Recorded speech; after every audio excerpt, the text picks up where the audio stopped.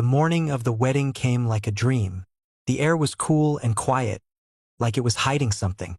Grace woke up to the voices of women laughing in the compound, children running about, and distant music playing as the decorators arrived. Her room was full of people. Makeup artist, hairstylist, family members, bridesmaids. Everyone busy making her the most beautiful bride. But inside her, a silence was growing louder. She sat in front of the mirror, watching her reflection as the makeup artist gently brushed powder on her face. "You look like a princess," the artist smiled. Grace forced a smile. "Thank you." Her phone buzzed on the table. A text from Michael. "I can't wait to see you. I'm the luckiest man alive." She held the phone close to her chest and closed her eyes. "Today is the beginning of forever," she whispered to herself. Soon, her mother walked in, holding the garment bag that carried the wedding gown. "It's time," she said proudly. The moment the bag was unzipped, the atmosphere changed. The room felt colder, only for a few seconds, but enough for Grace to shiver.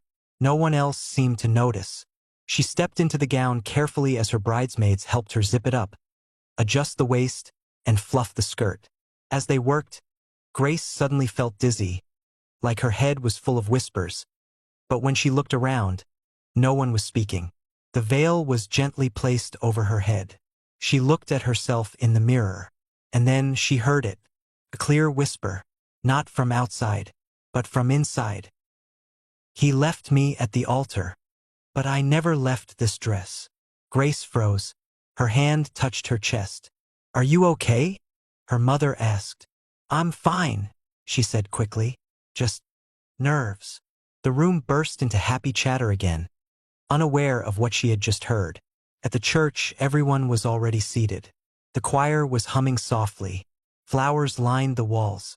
Michael stood at the altar in his black suit, holding his hands together tightly, trying to hide his nerves. Then the music changed. The church doors opened, and Grace appeared, standing tall and glowing, her father beside her. People gasped in awe. Phones came out. Cameras flashed. Some aunties whispered, "She looks like an angel." Grace began walking slowly, one step after another. The gown, which had felt perfect before, suddenly became heavy. Her legs felt weak.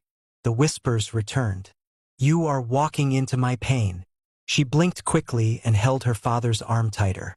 Halfway down the aisle, she looked up and saw someone standing in the corner of the church. A woman, wearing a wedding dress, but not glowing, not smiling. The gown was torn and bloody. The veil hung like a ghost's curtain. Her face was pale. Her eyes were black holes, and she was looking directly at Grace. Grace's steps faltered. "Are you all right?" her father asked. Grace nodded. "Yes, yes." The figure vanished. She kept walking. At the altar, Michael took her hand.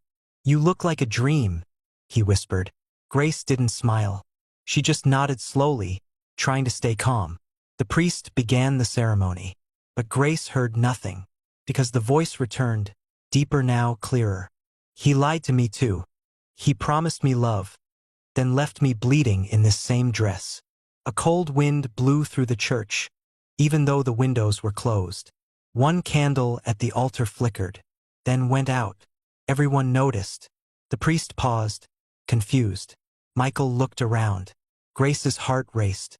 Then she turned slightly and saw her again. The ghost bride, closer now, smiling, whispering, "You wore my pain.